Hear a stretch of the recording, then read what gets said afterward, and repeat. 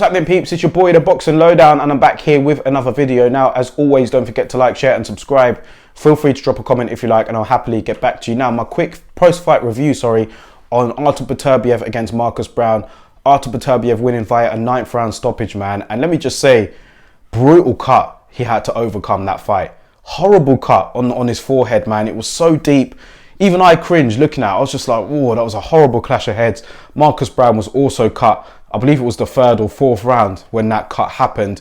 Up until then, Marcus Browne was doing okay. You know what I mean? He was in the fight. He was boxing pretty well. But you always had the feeling that Beterbiev was going to put it on at some point. And the question would be, if Marcus Browne would last when he did. You know, Beterbiev at the point, you know, before then was 16-0 with 16 KOs. He's now 17-0 with 17 KOs. But, you know, it was always the feeling that even though Marcus Browne was boxing well on the outside, you just had the sense that Beterbiev was going to come on. He had to do it earlier than anticipated on Friday night. After that clash of heads, there was a feeling that the fight could be stopped.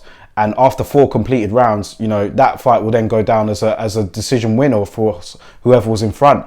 It would have gone down as a no contest if the fight was stopped before 4 rounds. So Beterbiev really just put his foot on the pedal and really went for Marcus Browne. And you saw it. You know, he fought brilliantly under adversity, Beterbiev, man. There was a lot of people that they weren't really impressed with Beterbiev that night for some reason, man. I'm pretty surprised about that. I was really impressed because to fight through that cut against Marcus Browne, who I do rate as a fighter, I know he's had some losses, but I do rate Marcus Browne.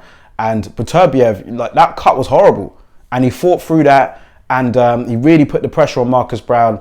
And it was as if, like, Marcus Browne had the worst cut, like, whereas Beterbiev did. That's how Beterbiev just fought through it. Do you know what I mean? And brilliantly punching to the body and the head. And Marcus Browne just couldn't withstand the pressure. And yeah, it was some body shots that ended him. He got dropped with a body shot. I believe, I can't remember, it was in the middle rounds. And then in the 9th round again. And Marcus Browne just quit. You know, he was on his knees. He was looking at the referee. He looked pretty clear-eyed to me. But he just didn't want to get up after that count, man. And he just sat out the 10 count. And Beterbiev was the winner. So Beterbiev, for me, no doubt about it, he's the #1 light heavyweight in the world. For me, he beats Beterbiev-Bivol for sure. I confidently would pick Beterbiev in that fight. Bivol is very good, as I said in my previous video about him, but he needs a big fight and fast. And, you know, Beterbiev is just more consistent for me. He's got, like I said, 17 wins, 17 KOs. And I just think that he'd get to Bivol at some point, who lacks the sort of killer instinct that Artur Beterbiev has. And why this fight hasn't been made is beyond me. After the fight, they were asking Beterbiev what he'd like to do next. He said that he'd like to rest, and I totally get that. After that cut on his forehead, you know, you're going to want to rest. But a lot of people are talking about him and Canelo, like them two, if they were to fight. I'd love to see that as well, to be honest. Beterbiev is the #1 light heavyweight. Canelo is literally fluctuating the rates right now. We don't know what weight he's going to stay at. He's going to go to cruiserweight probably in the summer to fight Makabu.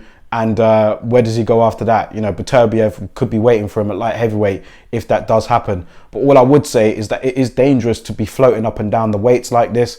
And, you know, in the meantime, Beterbiev's going to have another fight if Canelo does fight Makabu.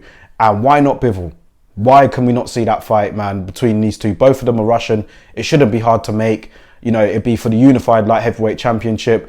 Giving me Kovalev and Stevenson vibes, this whole thing, man. But at least them two called each other out.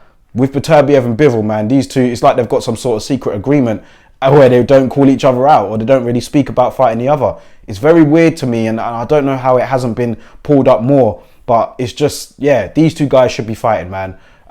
2 undefeated Russians, both champions. They should be fighting each other. But Beterbiev, you know, he was brilliant for me. I was impressed by his performance. Some people were saying that he looked beatable. Well, if he's beatable, find someone at light heavyweight to beat him. Because right now, I'd pick him over everybody.